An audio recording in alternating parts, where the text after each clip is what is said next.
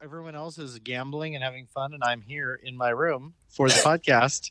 So I just want you to know that you guys are more important than fun. You don't He like wants to an gamble, hour, 10 minutes. so That's calm it. down. Hour, 10 minutes. Yeah, I'm not worried about it. I took a nap. Hey, wait, it's the city that never sleeps. Well, I'm going to sleep in about an hour and 14 minutes. Vegas, baby, Vegas. Sean doesn't gamble anyway, so No. let's not make it seem like he gambled one time for $1 and you won $100 and that was it. That was my bachelor. He was just sitting down and he was just like, "Hey, I'm way. bored. I'm just gonna play this slot," and he just won $100. It was $100. his $100. It wasn't his. I No. think Sharif gave it to you. No, it wasn't. I found it on the ground. Yeah, that was Sharif's, or it was Jeff's. No, it was no one's. I found it on the ground with you. And he bought me a beer too. That was the nicest thing ever too. Thank you, Sean. Yeah, I think you.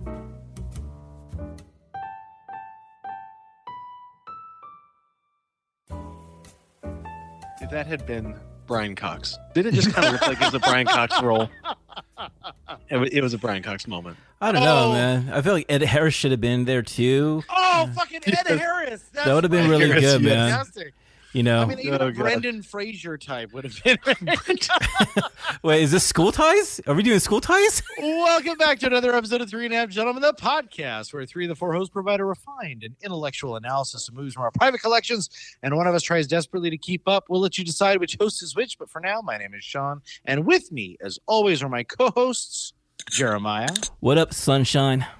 Eddie. You think football is fun? No, Zero fun. Sir. No, No, zero fun. no, not fun at all. Have fun. And Brandon. Who's your daddy? This season, we've decided that each host will pick a film from each decade, from the 70s to today, that exemplifies that time period. Some of the films will be underrated, some classics, while others will be overrated piles of cinematic crap. To finish off each decade, the hosts will have a group pick that wraps up the decade in style. As with every review we give, our goal is to answer one simple question: how many drinks does it take to get through the film we've just watched? At the end of the podcast, we'll rate the movie based on a scale of 0 to 5, 0 being the perfect film that you can watch stone cold sober, and 5 being the sort of film that makes you want to do a 3-a-day practice rather than finish the movie. In addition to our review, we always pair our selection with a cocktail that we hope will enhance the viewing experience. This season, we want to focus a little bit more on the cocktail selection, so please feel free to shake, stir, or mix the cocktail that we've chosen and settle in for what we hope will be an engaging review. With that, what play are we running this evening, gentlemen? Ooh. Yeah. Well, tonight we have our second entry into our 2000s film. This is Eddie's freaking phenomenal stellar pick. 2000s Remember the Titans. Shocking that you actually came up with something good after Halloween and Point Break, but whatever. So in Virginia, we have a high school football team, which is a way of life. It's an institution. It's revered. Each game is celebrated more lavishly than Christmas. Each playoff distinguished more grandly than any national holiday. And with such recognition comes powerful emotions. In 1971, high school football was everything to the people of Alexandria, Virginia. But when the local school board was forced to integrate an all-black school with an all-white school, the very foundation of football's greatest tradition was put to the test. This Denzel Washington classic is rated a 7.8, too low, on IMDb and has a critic score of 73%, way too low, and an audience score of 93% on Rotten Tomatoes. We have an all-star cast rounded out by Will Patton, who is fucking phenomenal, Donald Faison, also known as Dr. Turkleton, Ryan Hurst, and Ryan Gosling. Ooh, Opie like and baby Ryan Gosling. Gosling. Look at him. I mean, He's so come on grown now. up. We'll talk about little people who haven't grown up just yet. We've got Hayden Panettiere and Kate Bosworth. Kate Bosworth. Kate Bosworth. Jeremiah, take us through first impressions.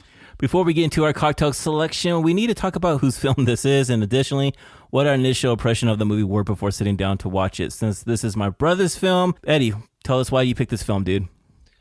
It's my brother. I've See what I did always- there? That's from the movie. Yeah. Eddie, shut up. creative. We're talking about the movie real quick. Hold on. Very It was creative. because it was like when Gary was Brandon, in the hospital. let Eddie give his first This is his impression, movie, dude. motherfucker. Thank you, Sean. sorry, Eddie. Hey, Brandon, attitude reflects leadership. Eddie, I'm the leader of this podcast, so I will be the. Did we vote? Was I John? Yeah. What's going on? Let me just tell you. Let me just turn this off for a second. Give me 1 second. I don't know why. Sean is the only one that actually writes our emails to us and then pretends like other people are actually doing it. Okay, so my first impression on this film was, it came out 2000, and it came out at a time where, Jeremy and I came from a small town where football was treated like, football players were treated like gods. This movie, though, it just had so many different actors and actresses that I really enjoyed watching. And it just stuck with me for a long time. And it was always one of my favorites. So watching this again, I was really happy and just excited and just making sure if it was as good as it was when I was, I've watched this movie like probably one time a year, to be honest. I always watch this movie. It helps that it's on Disney Plus too. I really was looking forward to watching this movie. So I don't want to give a bias score, but I was coming close to being biased here. So anyways, Sean?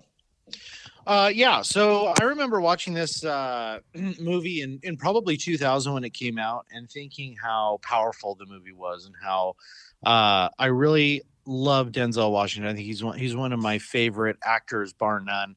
And the movie just hit a tone for me, and I haven't really watched it very much since. And so when I actually watched this film, which I actually watched it today as I was traveling to Las Vegas, and I spent 30% of the movie in tears. Like it hit me even deeper now than it did back in 2000. So was it about the friendships? Or what was it? No, it was about acceptance, about friendships, about race relations, about society. All the different aspects of the movie, I think, really coalesced for me now more than it did in 2000. So yeah, I was really looking forward to this movie, and it didn't disappoint. Jeremiah? I remember this movie because this is my brother's favorite movie, or one of his personal favorite movies. And so every time it was like, it was on the house, I end up watching it with him and whatnot. I haven't seen this movie in a very, very long time. I just saw it seriously the other day, and I was like, shit, this movie speaks a lot more volume than it did now than it did back then. So I was like, shit, this is a really good film. And plus, Denzel Washington is one of the best actors of our times. It was just great to do a Denzel Washington film. I think it's our first, right? Yes, it is. Unfortunately, it's our first, but not our last, I'm sure, right? Yeah, Brandon, it's yours. And yeah, for me, this is a movie that I remember seeing in theaters back in obviously 2000 when it came out.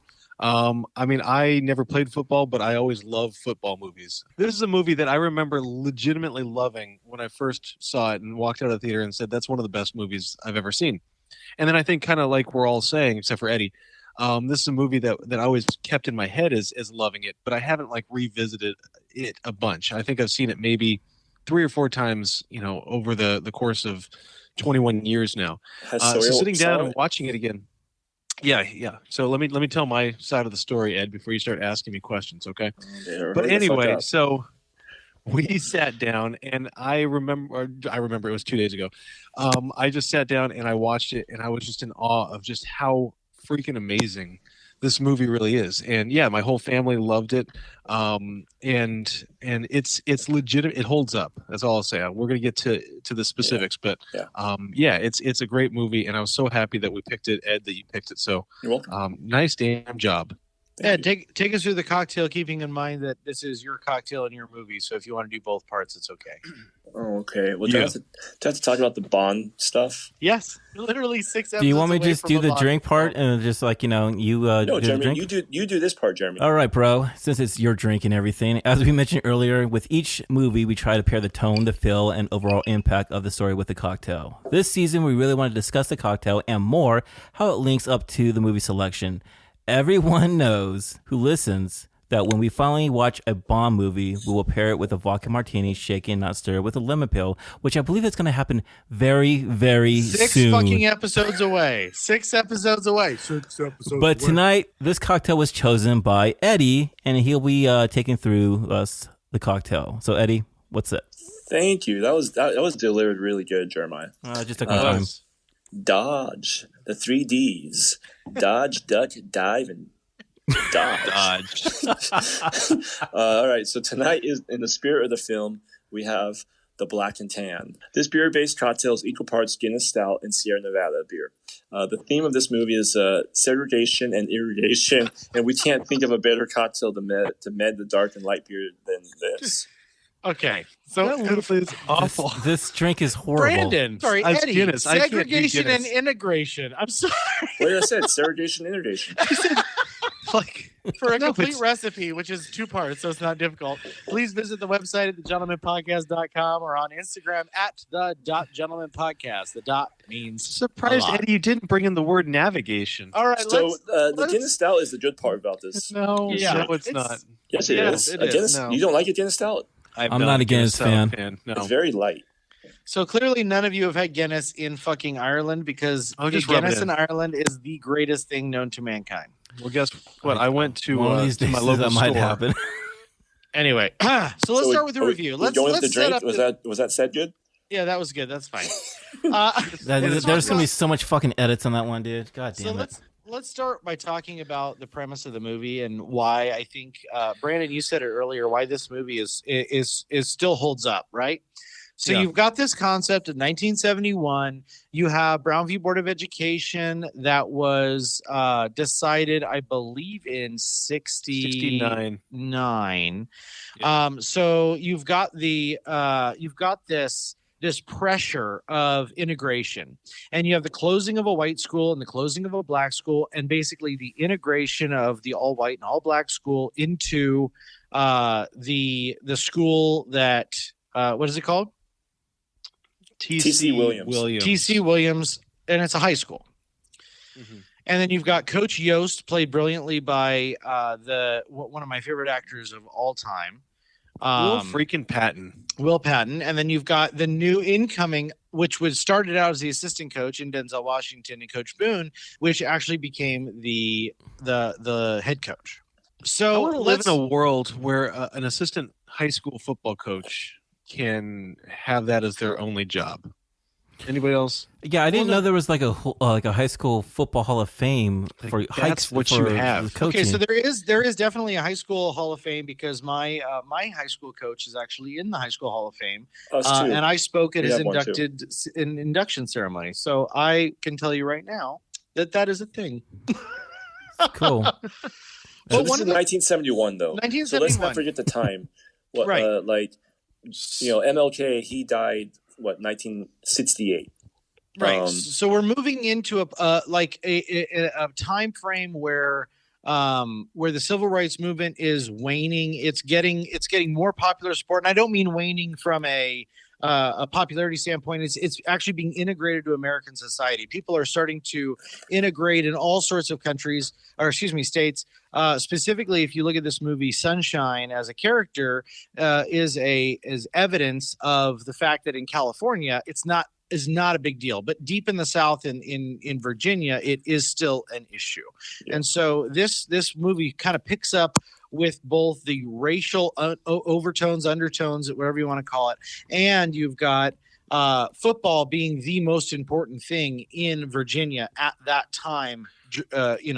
With this team and this integration being very central to that plot. I'm gonna take a big jump right here and say that to me that I think that this movie does something better than any movie that I've seen except for Forrest Gump. I think that Forrest Gump and this movie kind of stand in line, and that's they capture a moment in history so freaking well, and they do it with the use of music. I think we have to talk about the music in this movie, and Yes, but yes. also I just feel like kind of Sean, what you were saying is that this movie captures so much of what's going on in that time period. It wasn't about just the school. It wasn't just about racism. It wasn't just about the South versus the North. It was about all of these things coming to a head at a central moment in history. And the movie just it freaking does it so well and seamlessly.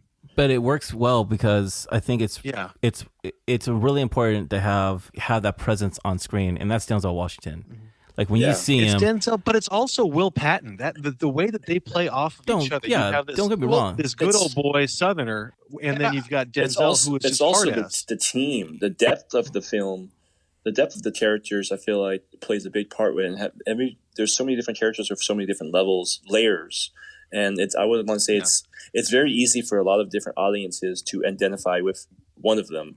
And they can see, there's so many different players on this team that it just hits so many different levels without even knowing it. Yeah, like Will Patton, like you're talking about, like, his presence on screen as well, I mean, you got to be a strong, confident person, like when you're holding up with Denzel Washington, like you have to own that screen, there's only a few actors can do that, like Don Cheadle can do that, Ethan Hawke can do that. Yeah. Like Will Patton is probably one of the most underrated actors I think that we have right now, like still working to this day. Both of them on screen, you see them as just like, man, that is a great chemistry vibe that you see with two professional actors right there. Yeah, I didn't realize until watching it again for this is that, in my mind, it was always the Julius, Gary. Those are the only two characters that we really see from the students' perspective, but that's not what it is, right? There's a lot of the high school characters that we see. We get Donald Faison's character, we've got Louis Lastic, we've got Rev, right? We've got Ryan Gosling's character, who was in it a lot more than I remember it being. Yeah. And we've got all these different characters, and we see these different perspectives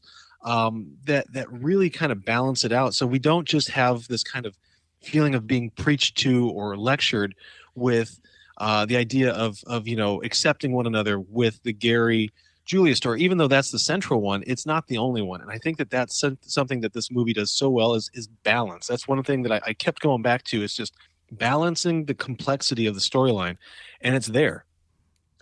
I couldn't agree with you more, and I don't mean to. This is the subject that I taught in college. This is my favorite period of time in history, and so I'm going to give you a little lecture here for a second, and bear with me. Sweet. Because Plessy versus Ferguson was the case that basically suggested that separate but equal was okay, right?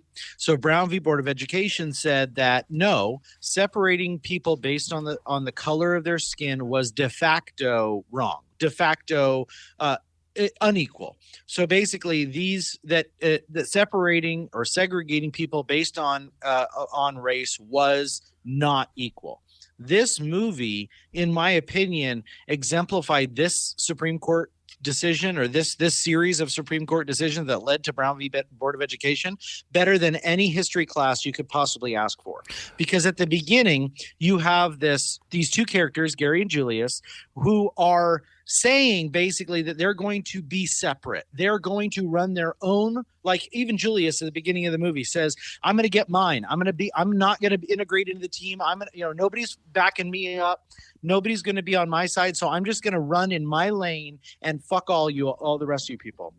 And Gary was basically the same thing. And it wasn't until he stood up to his own linebacker. I don't know positions, so forgive me. Ray. But the one who was defending the quarterback, that they started to break down the barriers of separate and became equal and became the cohesive team they needed to be. I think he was like a tight end or offensive line. Yeah, I don't know what he was, but who was Ethan? What's his name? Ethan Sulip. Ethan Suplee. What was his character's name? Louis. Louis. I mean, that is probably one of the best characters in this movie here. I don't know if that's a real person or whatnot, but I feel like he was the person who's just like, hey, I just want to be here. Yeah. He was the first one that broke that wall down. He's also with the Navy. He was with a military family, just like Sunshine. Well, and Sunshine's dad even said, we went to the other school and they don't allow blacks on their team, so we have chosen to come here to the integrated school. You can fight for your country, but that's not so it's definitely hit some points there. I like. Yeah, that was a good point right there.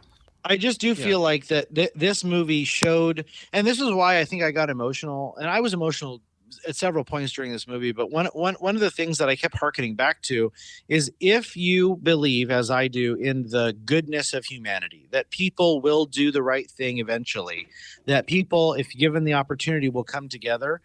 There's no better explanation on film than this movie, and it's supported so beautifully by one of the best scores or soundtracks ever. Soundtrack was amazing. Yes. And I think the themes in the movie and the acting is just phenomenal. I think that this movie, it changes film in a way that other films have tried to do, that it might not have totally intentionally done it, but I think it subtly was a life lesson that was magnificent. Well, this movie was a successful hit. It was a very successful hit, especially for Disney. And if you see like how usually it becomes a trend to do sports themed movies, after this, I mean, Disney was just going like, all right, let's do The Rookie. Okay. After that, let's do The Miracle. After that, let's do Invincible. After that, let's do The Greatest Game Ever Played. I mean, it actually opened up a lot of doors for emotional theme movies and things like that. It created almost like a template for how to take sports to comment on real life issues, which is not a new concept in film, but I think that it did it in a family manner. At that time, the fact that it came out, but the fact that it came out with Disney, right? And you have these major stars, and it's not like, nothing against it, but it's not like Little Giants or The Big Green, which are kind of these silly family movies. This is something that took serious adult themes, but put it in a way that my 7-year-old can sit there and enjoy watching this. Maybe doesn't get everything, but at the same time he enjoys it, and that we see it as a family, and we understand on different levels. I think that Disney really created something special here. And the character arcs are magnificent. If you look at even someone as minor as Gary's girlfriend, right? Kate Bosworth, Kate Bosworth. So her arc toward the end of the movie, when all she wants to do is shake Julius's hand, like that whole arc to me was society's arc. It represented what the people were doing. Like when there was little indications along the way during the movie when the police officer pulls up next to Julius outside of Gary's house and says, had a good game. And I haven't seen a defense that good. Tell a coach to keep it up. So or the mom meeting Julius. It did. Right. And that guy his name is Wood Harris. Like if you ever want to watch some of his movies, he was on that TV show for HBO, The Wire. Fucking great. He's a great fucking actor, man. It definitely had a good little timeline of like, okay, well the team went to Gettysburg to get together and become a team and get over this. We are one and let's play as one. But then the town wasn't the same when they came back. So I like the development of the town. That's what I thought was so powerful is that, you had kind of the initial bus scene where they're getting on the bus to go to camp. It gave me chills. And he's like, get off the fucking bus, defense in one bus, offense in the other. Let's desegregate the buses and everyone's going to ride with everyone. Brandon, what do you got? No, so I think I've mentioned it a couple of times now, but to me, this is one of the things that stood out so much is the complexity of the storyline. A lot of these movies that, I saw when I was a kid and then we revisit for this podcast, I watch it now and I go, man, that storyline is so much more simple and concise and kind of boring than I remember it being when I was a kid. This is the opposite. So an example of that, we're talking about character development and character arcs, is that in my head, coming into watching this movie again for this podcast, is that I had thought of Denzel's character, Coach Boone, as this really kind of one-dimensional flat character that doesn't really have anything. He's just kind of an asshole. But he is such a complex character. And there's two scenes that I have to point out because it shows, number one, brilliance in writing, brilliance in directing, and then brilliance in acting. The first is when he's standing in the cafeteria and he brings up Louis Lastic and he asks him about what his plans are after high school, and Louis is like, I'm not going to go to college. And he pulls him over and kind of whispers just to Louis, says, listen, if you don't go to college, it's not because you're not smart enough. So I want you to bring your work to me and we're going to work through this and we're going to help you out. He shows how caring he is. And then the second one is right before their first game, he's throwing up. Like that scene is so important and it's such a almost throwaway scene in a lot of ways. But it shows that he's a human, that we get this humanized version, and we see that he's so hard on the kids, especially the black players. But we see that there's a purpose behind it. And man, to me, he was so much better a character than I ever remembered him being. And talk about character arc. You have that with him. Well, and I always took his demand of perfection to be one of arrogance. When I was, the first time I watched it, all coaches say they want perfection. The reason, however, that he wanted perfection was because he wanted equality. He wanted all players to perform perfectly, not necessarily in, and it kind of goes back to what he believes in, not cutting players if they're showing up and working hard. Like he wants perfection because that's his expectation. Just like in society, we expect everyone to be open and understanding and love each other. Doesn't always happen, but that should never not be the expectation. And I think that really mirrored that. I love the fact that he teaches these kids, how to be, how to present themselves, how to actually, be more an example, develop your growth and everything like that. Like, I want to make sure that you actually present yourself in a very professional manner and whatnot. You represent wear a suit. Yeah, you represent not just me, you represent yourself, you represent your team and everything like that. It was such a great opening scene where you just see him just watching these young men watching this professional guy just taking the control of that whole scene.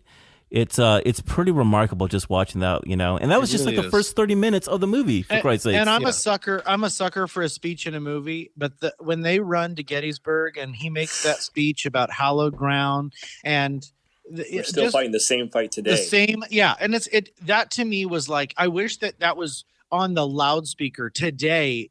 Even right now in America today, we're still fighting the same stupid battles that we've been fighting for the whole time. And we either need to come together or we're going to die alone. And that to me is such a powerful message and that's why this movie resonates. That's why this movie is still good today as it was in 2000. It would have been in 1971, is that you have characters that are relatable. You have themes that are relatable. And then you have messages that don't die. I mean, overcoming adversity, there's no better story that overcomes adversity than a sports movie. And so pair that with race, with societal pressure, with family pressure, and you've got a mixture of what could be disastrous, right? This movie could have been terrible, but instead, it could have felt like a lecture. It could have felt like a lecture, and it never once to me feels like a lecture. It feels inspirational because that's what it's supposed to do. Yeah. The writing here to me is one of the greatest attributes to it. I haven't gotten this many goosebumps watching a movie in a damn long time, and it's always. You mentioned the Gettysburg speech, and that's a great speech. But to me, the one that I think has almost kind of become a joke is the left side, strong side, right? And to me, that moment, even though I knew it was coming, I've seen the movie plenty of times. When you see it happening, when you see literally bonding between two people who hated each other, everyone just watching right in front of us, and then how that brings the rest of the team, they circled up and they realized that's what we need to do. That brought the coaches together too, both Coach Bill and Coach Boone together. Yeah. And I'll go you one further, Brandon. Is when Coach Yost was told, we're gonna basically get you back your position as head coach, and we're gonna throw this game. When Will Patton does that, he did this in Armageddon. He's done this a bunch of different times. So many times. He has a moment, and this is his moment where he says, "Do not let them get another yard," and he kicks Petey out of the game, and brings he's back Allen. I don't want another person crossing you. This is your moment. They will remember the day that they have that they fought the Titans. That to me was his final acceptance, right? So that's what this movie's about. I think at its heart is the white folks accepting that integration is here to stay, and the black folks realizing that they can be respected by the white folks. That whole dynamic, I think, plays out in every relationship during this movie, and I think that's why it's so powerful. So between Denzel and Will Patton, that's a relationship with both coaches, and it was beautiful to see that develop from the very first time when Coach Boone showed up. During the meeting, said, I'm never late to a meeting, even though there was a riot going outside. And Coach Yost was like, I didn't hire you. But Coach Boone's just like, well, I'm here to stay. I'm here to win.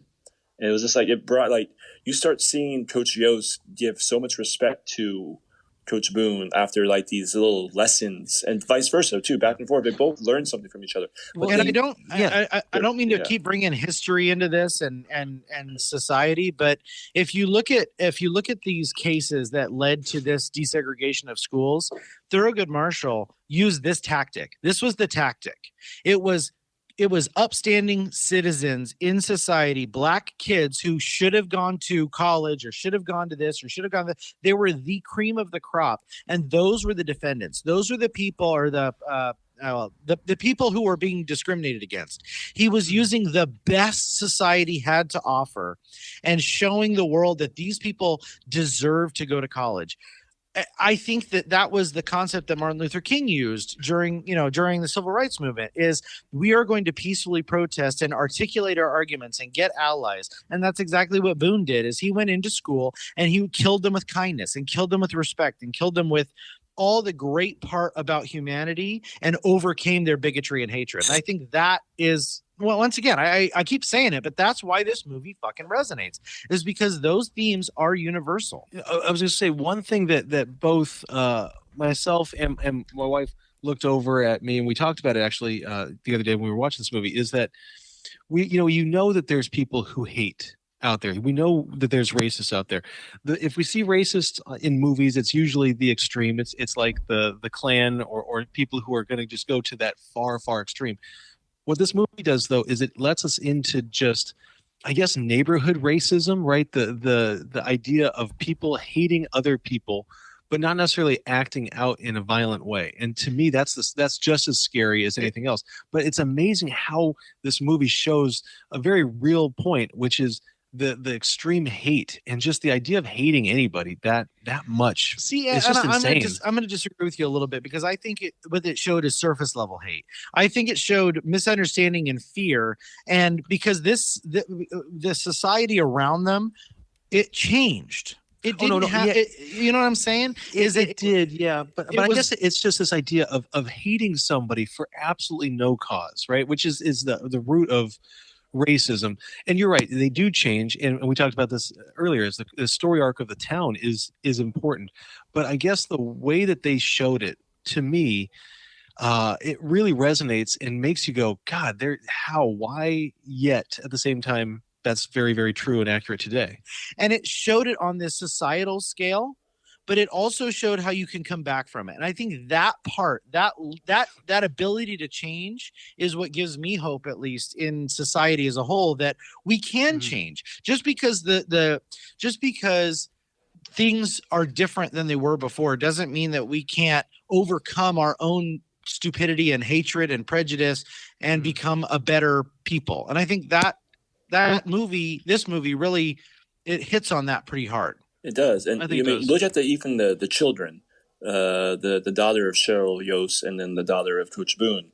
That development with them too, also with just like when they first met each other, and they're like, "Oh, why are you dressing like that? Well, why are you dressing like that?" They didn't hate each other, so it was you saw how a development of, well, the children don't hate each other, and you start seeing that with the coaches, like, well, we're just fine and dandy here. They almost laughed with Coach Boone laughing with Coach Yost a little bit, like, like my girl likes to play football and basketball, and my other girl likes to, play with dolls. I know she likes to accessorize. It did my nails. But then down the road, you saw Coach Yost letting his daughter stay the night with Coach Boone. And that showed like, oh wow! It's because she's looking at the film. To me, that's the best. And it was so beautiful to see that like development of Coach Boone letting this child in who, he didn't need to do that, but he also brought over and he was protecting. And it showed also like when he said like the brick that thrown in his window, like, this is just a day of my life. Well, and that's what I was getting. That was what I was kind of getting to with Brandon, is there's surface level like bigotry where the neighbors didn't like him, the cops didn't like him. And then there's that deeper level of hate that I think is less common, which is like the coach on the other team calling him a monkey and telling him he's not going to trade film with him. I think that is a deeper, more insidious level of hatred that you can't say that the town had just because they're, have that surface level bigotry, but they come around like that. I don't know. It might be wrong. The scene where they make the big win right before Gary's accident, and the entire neighborhood is clapping for him. Like, I mean, that's such a Disney movie moment. I know it is, but that's a moment that goosebumps all over, and I'm just like, yeah, that's what it's about. And the dad's out there, twirling the daughter, but it's so beautiful. In all fairness, when Martin Luther King made his "I Have a Dream" speech, it wasn't just black folks standing in the crowd. Oh, right. They changed hearts and minds, and that's how you win. And that's how you win this massive argument. And so, for me, it really was uplifting, I guess. No, Jeremiah, I 100% agree. Yeah. Jeremiah, go ahead. Fuck. It's so hard to talk with you guys sometimes. Sorry. Jesus Christ. I know Eddie won't shut up. What I was trying to say earlier, fucking 10 minutes ago, was that the writer, Howard, it took a long time for him to get this movie made. He was passed by every fucking studio. Every fucking studio was telling him, yo, why don't we just remove the race part of it and just make a football film? I mean, shit, this guy just wrote, I believe, Harriet last year or something like that. This guy is a phenomenal writer. And it took Jerry Bruckheimer to kind of just do something a little different that he normally does at that time. Just like, hey, I believe in this movie. Well. I want to do this movie. And seriously, like, I think if it wasn't for Bruckheimer sticking up for Howard to actually get this film made, it would have been like, fucking shot to shit, because they would have been like, no, let's not worry about the race. Let's just do a football movie, The words come out of the screen. Everything you see on the screen is fucking amazing, dude. So, I mean, you got to give it up to Bruckheimer. You got to give it up to Howard to actually doing this movie. Yeah. And you have to look at an actor like Denzel Washington, right? So Denzel is probably the most centered actor in Hollywood.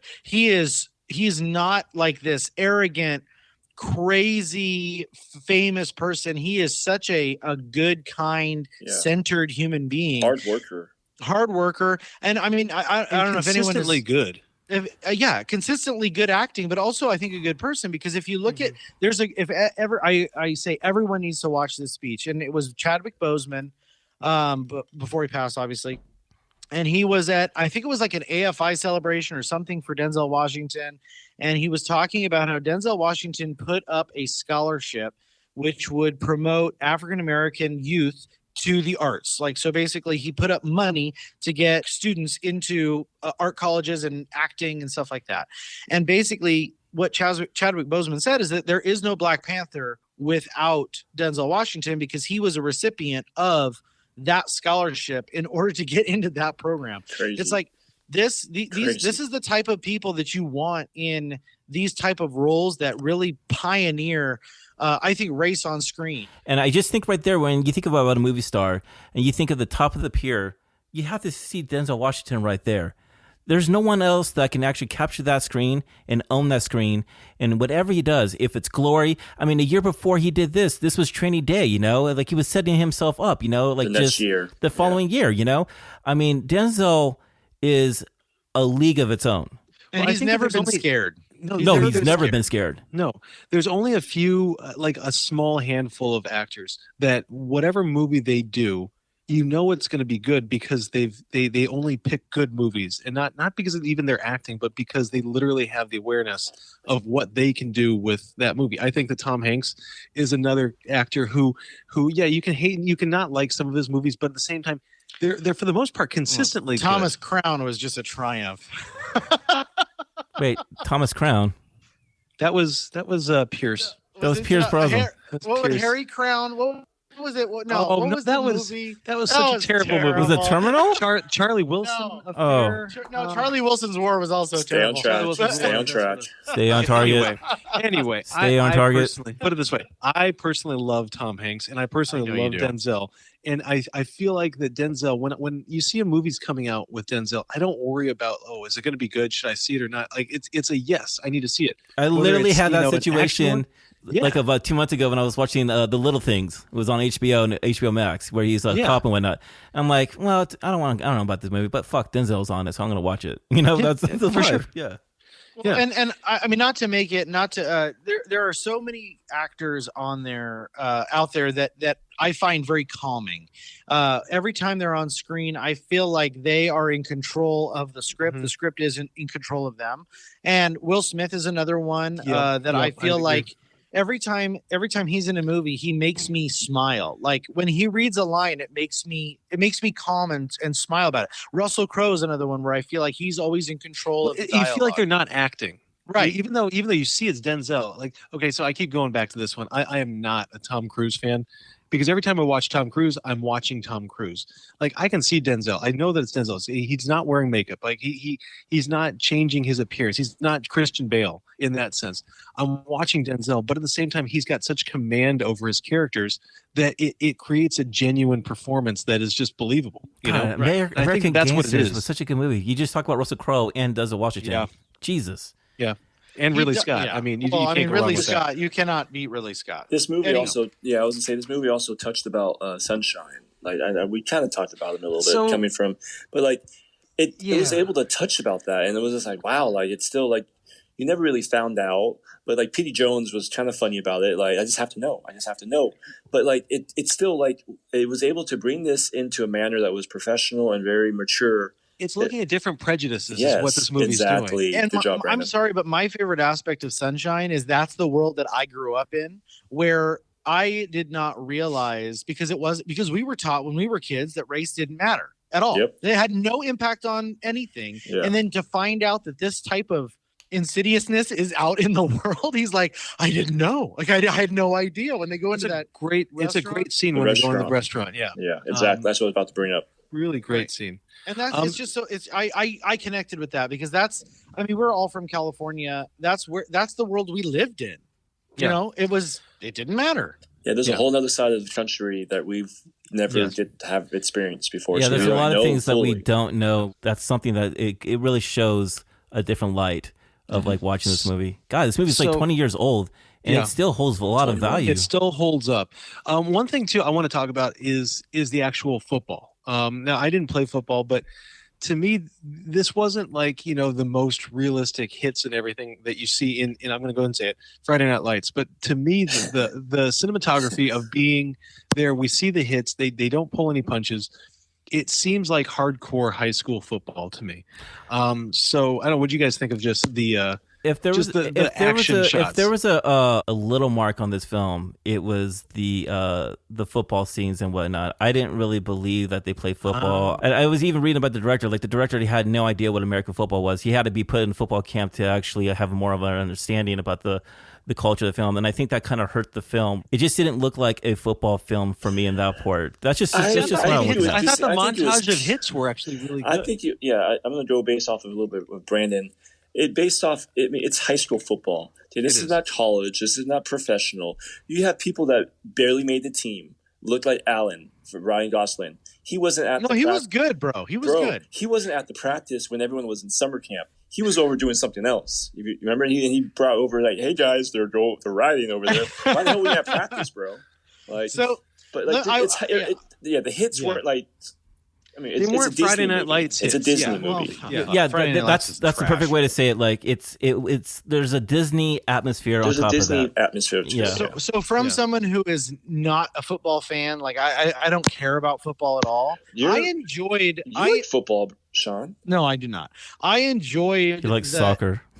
hits. I enjoyed the sports aspect of it because I felt like I could follow it. It wasn't complex plays. Mm-hmm. They weren't like trying to run trick plays. They didn't get into the minutia of the actual sport. It was just like, oh, look, they play football. Oh, look, they hit each other. Oh, look, I can see the score. Oh, look, we're on defense. And we're on One of my offense. favorite parts of this movie, and I think maybe it's a way to mitigate some of the overdoing the football parts. But one of the things that I loved about it is when they basically show, I don't know, 6 or 7 or 8 games going through, and we get it from the perspective of like this handheld personal camera, and we see, it shows that they're winning because we see the what is it? The win-loss column keep going up and up and up. Games. You don't see a whole lot of their- games. Yes, Yeah, exactly. but you see the results, you see the excitement of the town, and I think it just paces it so well. You saw 4 games, to be honest. You saw the first one, then the second one, and after that, it went on You're this right. little streak. Yeah. Then a playoff, and then And It was then like banana 2 plays, and it was like, game, oh, and we're then going into banana- halftime. But you did feel the moments of the games, like when Rev got hurt and Sunshine Yes. came in and flipped over that guy, and that was was one. awesome. I mean, that was a great Damn. scene too. And my parents died when I was a kid, and I had 12 I had 12 brothers and sisters. 12? 12? I had 8. 12, Still, by the way, 12. to me, 12 is not better than 8. 8 would be like, holy fuck. My story, if you had to say 12, okay? It was But good. 8 my would have point worked is, for me. I think that they used football to support the underlying equality and racial aspects of the movie and didn't make it a sports movie. And there are other movies that I think get a lot of flack for the lack of sports, and like For Love of the Game does it. They say it all the time. It's a love story. It's like, no, they're using the sport as a metaphor for what they're trying to accomplish in the movie. And I think this movie does it beautifully. Yeah. And for me right there, that took me a little while to figure that one out. Actually watching this over, I'm like, well, I never had enjoyed the football part of the film, but then the thing is, it's not really a football film. I think that's a great way to put it. I really think that's for sure what it is. I know Denzel Washington. He did a movie in '98. He Got Game, right? Yeah, that movie was the shit. Like, he was the dad, and he went to jail because he killed his mom. He killed his wife. But like, I feel like this movie, Remember the Titans, definitely overshadowed. Like, it hit every mark that he wanted to hit. Like, it definitely left something that. This movie could be watched today in the movie theaters and probably have a bigger impact than it ever has ever. This movie needs to be seen by our generation. Well, and the fact that we can sit here on a podcast and talk openly about, the racial aspects and the strife and the segregation aspects. I mean, to me, that means that this movie has more staying power than pretty much any other sports movie out there. Like, I'm going to go as far as best football movie of all time. Like, I really think this. I think it might go into the category, and I don't want to spoil, but this is best sports movie, not just football. Did you say sports? Or did you say football? I said sports. It could go up there too. I think it could go up to sports. It's definitely up there. I feel like it's the lost movie of all the sports films. I don't think this movie gets talked about, which is pretty sad actually. And I think if it actually gets reintroduced to the public and whatnot, things that have been happening back then that were happening now that people did not really kind of have an understanding. But I think if it gets brought now, I mean, people will see it in a totally different light, yo. The other side of this, it's a misunderstood movie, right? When you look at it, you're like, is it a sports movie? Is it not a sports movie? And so a lot of people are not going to want to watch it because it's a sports movie, even though it's not, right? I think that there's just some misunderstanding in that. It also felt like it brought you back out of a time where it was okay for the coaches to be like, hey, we don't drink water. We don't take breaks. Like nowadays, you can't have that. Not this movie, but this coaching style could never have happened. Right? Exactly. That's what I was going to say. To say no. To pick them up at 3:00, to have honestly, how many high school we do programs? 4 days. A coach telling like you're my dad, I'm your daddy, right? I mean, people will be like, "What did you say? Oh my god!" I'm your dad. How many programs, right? How many high school programs will do a 2-week stay away camp? Right. Not many. Just the fact that you can't do it. But I mean, it's just it shows again the change of time, but also in a bigger sense how time hasn't changed. Beautiful. That was really good, actually. And that brings us to the inner review. Now it's time in the podcast, which each of the hosts provides a score on the following scale. Eddie, can you please provide the scale? Yes, I perfectly can. 0, the perfect movie. 0. You don't need shit to enjoy it. 1, a feel-good first cocktail. 2, a happy buzz. 3, you're going to Uber or Lyft it home. 4, rough morning walk of shame. 5, blackout, shit-faced, spring break drunk. Gentlemen, let's start with Jeremiah. Denzel Washington said a quote about this movie. It's a movie about the potential of the human spirit. And I really believe what this film represents. I love how it's a movie that teaches kids and the youth of society the right way how to treat people and how to stand up for your fellow mankind. I think it's an important movie. I think people should watch this movie. And I think this movie did something at that time that people did not recognize that changed the way how we look at film. This movie definitely not only teaches us why football has become like the most popular sport as of today, but it teaches us the true meaning of humanity, being a gentleman on and off the field and respecting one another. I didn't really care for much for the football part of the scenes because I actually really enjoyed more of the movie itself. I think the director didn't really put a good spin to the realization of football games and things like that. It didn't really do for me that much where I was just like, oh, this is not like, fucking in your face and everything like that. But then again, that's not a part of this film. It's not supposed to be a part of the film. This is not a football film. Is it a perfect movie? I don't think it's a perfect movie, but you know what? I think it's an important movie for people to watch. And that, for my friend, I give this 1.5 points. Point and a half or 1.5? A 1.5, yes. Oh my god. Brandon, go ahead. I was so nervous. I had no idea what you came out with. Well, tell you what, I'll go second. So this movie, I've always kind of had this huge I've always looked at it as a great movie. It wasn't until I watched it again and really critically watched it the other day that I realized just how accurate that was. This is transcends good movie. This is great movie category. Not because it teaches us something, not because it's just well made, but because it weaves everything together in a perfect pacing, with perfect story, with perfect writing, with perfect music that we didn't talk about, with perfect moments of emotional. We didn't even talk about Gary's accident, which, I mean, it could come off as like that movie moment where it's like pandering to us, of course something tragic would happen. But damn it, it does it so beautifully, and it does it so well, and it still focuses on the importance of friendship and brotherly love, and the importance of looking towards goodness in our future instead of just holding on to this hate and this anger and this ugliness. And it does it in a way that just gave me goosebumps all over the place. I looked at my wife halfway through this movie and I said, I don't know, this might be a 0. And I'm not, it's not a 0. I'm not giving it a 0. But it's that good. It really is. I had to look hard to really point a finger at what this movie I wish could have done a little bit better. And the only thing I can come up with is some of the lines were presented in kind of a wooden fashion by some of the actors, and that's just literally me pushing it to the extreme and saying, do I believe that these guys are actual high school dweebs? No, I think that there are some lines that are said, and mainly from Ray and Gary and Julius to an extent, right? Kind of the three main characters that you got as far as the students, that if it had just been maybe another take or something, that I would have believed it wholeheartedly. I'm going to go back to Friday Night Lights. None of them look like they're in high school, but man, there was such a gritty realness to it. I'm not saying that this needed grittiness, because I think it did everything it needs, but the acting was just a little bit off in certain points. And so basically, this is something I don't think I've ever done, which is to come up with my own point system here. So we're going to have a score all its own. But like, this is the only time I would want any alcohol when I'm watching this, is just because I'm so entranced in the movie that somebody spills a little bit of like whiskey on my tongue, and I'm like, oh, there's a little taste of something. So I'm going to go with a half of a half, which is a 0.12. A 0.12. That's where I'm at, because this is literally, God, you are just making this very difficult right on here. Eddie. No, I'm giving this. I'm giving this a unique score, because I don't think we're going to have any kind of mathematical adding up, unless Eddie gives like a 0.13. So I'll go next. A 0.12.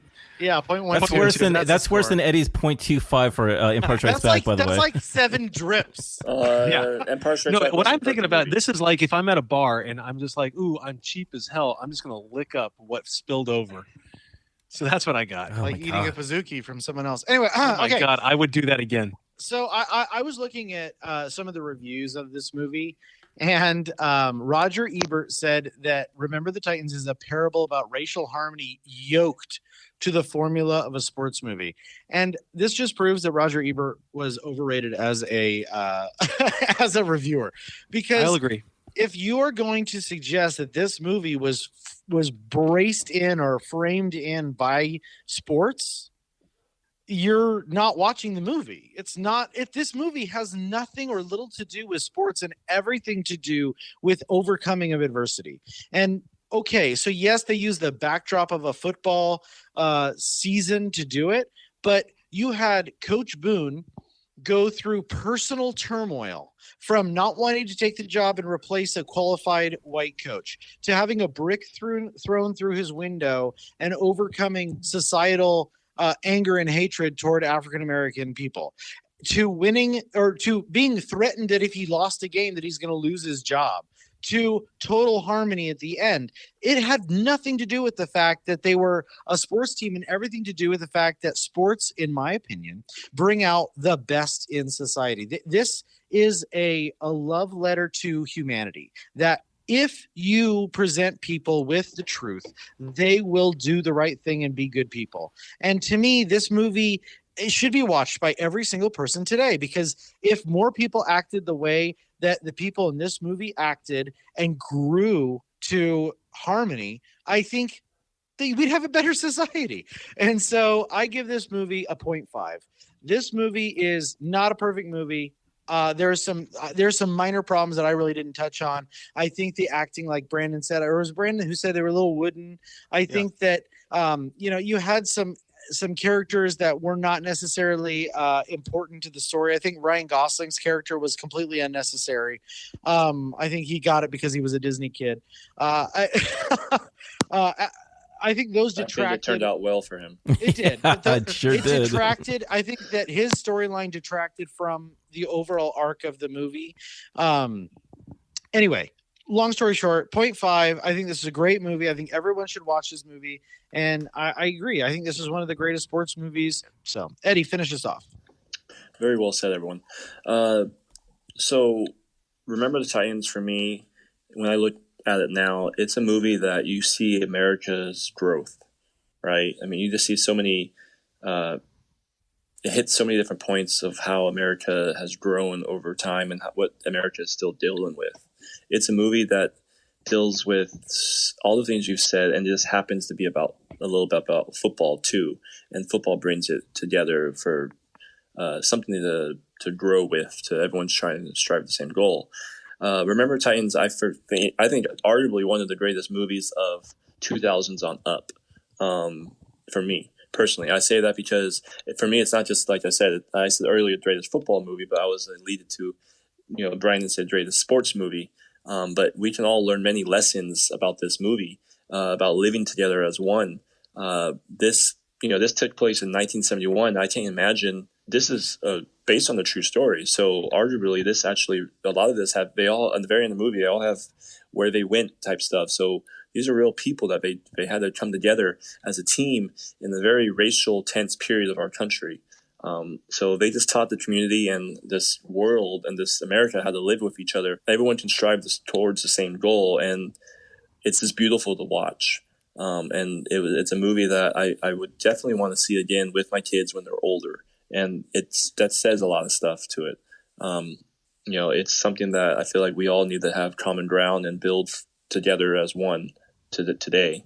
I personally think it's a 0.75.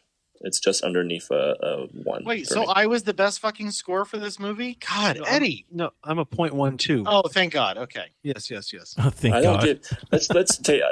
I'm not biased. I don't give zeros. There's no perfect movie. Then you are See, biased. and that's ridiculous, Eddie. I will say that's ridiculous. There's something. Can we find another half, gentlemen? There's a fault for this movie.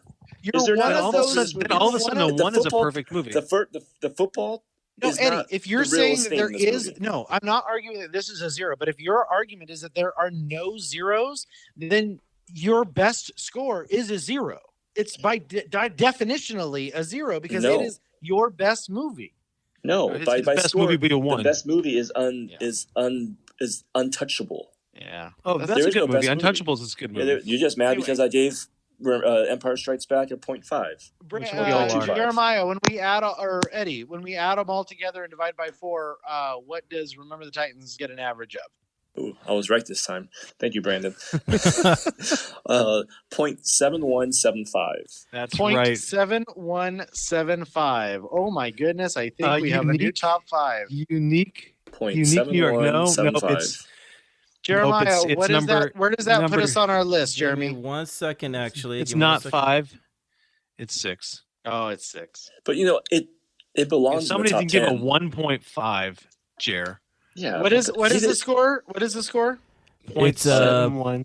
So it's 0.7175. actually 7175. Oh, okay. It's So right it's underneath right. Joker. It's right underneath Joker and between. Okay, it's between Joker and The Shining. Actually, I think it should be higher. I actually think that's pretty good, though. That's your go-to line, Sean. Is Sandlot better than this movie? Yes. It's around the same, and I feel like I would say it's around the same. it's around the same, and then they're close to each other. It's definitely better than Breakfast Club. I regret Joker being that high. That's how I feel. That's a good movie. You guys did a good job on that one. I wasn't part of it. It shouldn't be in the top 10. no. I mean, and I think it's a good fit, man. I mean, like we just did The Sandlot, like seriously, a couple weeks ago, and everything like that. It's like right below it. It's right next to each other. I mean, and this is a movie where we're talking about like are these movies overrated or underrated? This is a fucking underrated movie, I mean, Seriously, it's like I want my kids to work hard it's like- in the sports. I want them to watch this movie. I totally did not see this movie coming. I didn't know that this was going to have a huge impact. And even when I was just like working today, I was like, "Fuck, that movie was so fucking hardcore," I just wish some of the football scenes were better. That's all. So that makes it not a perfect movie. Like I said, there's always something with every movie that makes it not perfect. Eddie, can That's we not gonna lose lose it. That's what I'm saying. Can we I don't lose care what Eddie's you're saying, audio? Sean. I'm carrying what I'm saying. You have your opinion. I have No, my it's not opinion. an opinion, Ed. It is an opinion. No, stop. It's definitionally. If you have no zero, In your then- opinion, no, that's not an opinion. that Ed, you it's just said. science and You math. just said, in my opinion.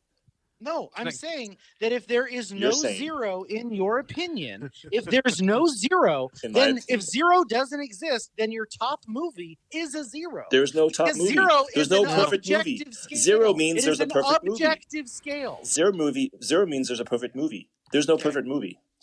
You're the motherfucking teacher who does not give an A+ and screws up the curve for the rest of us. I'm the one that keeps the. No. Even the hardcore film critics out there have a perfect movie for themselves. Agreed. Everyone. There's something wrong with every movie out there. And Hey, But So then Sean. you're missing the point of what a movie does to you, feeling I'm not wise. missing the point. Yes, you are. No, But Podcast. I agree with Jeremiah. of course you do. Yeah. All right. If you're a fan of the review or you like the podcast, we ask you please subscribe wherever you're listening and give us a 5-star review on iTunes. A physical review is everything, guys. If you can type out some little words to, even if it's negative, to talk about our podcast, we would Just really write out appreciate it. good Write some job. comments and let me know if you agree with me too. If you think there's no such thing as a perfect movie, so I know I'm not alone out there. I'm not Yeah, alone. I think you know what we need to have an Instagram poll. Write to Sean, please. Please write to Sean. And You let him can know also how- find us on Instagram Ask at the.gentleman podcast. You can visit our website at thegentlemanpodcast.com, or if you want, you can reach out to us by email at hosts with an S, HOSTS at thegentlemanpodcast.com. We thank you so much for listening, and we've seen a big increase in our viewership of late. And as we move into the last part of the year, we really enjoy your listenings and your feedback, and look forward to bringing you more content in the rest of the year. Thank you guys so much. What's the next And movie? Jeremiah, what's the next movie? It's a little Moulin Rouge. Oh, yeah, okay. You know, little Ewan McGregor. My gift is my song. I've never watched this movie. Speaking of which, never apparently, watched it. according to Sean, it's Mulan, the Disney movie, and then Rouge. Hey, Brandon. Yeah, there's Fuck you. there's an O you're missing. Cinematographically, you're a piece of shit. All right. Oh, cinematographically, we got that in there. Damn. Clink, clink, bitches. All right. Cheers, gentlemen. Bye.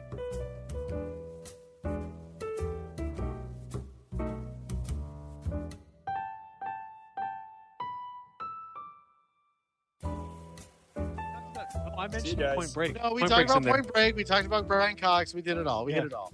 We talked about the Cox. God, that sucks. Yeah. Oh, wait. Do you see this, guys? Ah. Oh no. Yeah, con dia. My Yeah, Point Break shirt. I gotta give a bottle to my baby, so I gotta All right. sign off. Bye. Love you guys. Love Bye-bye. you guys. Be safe.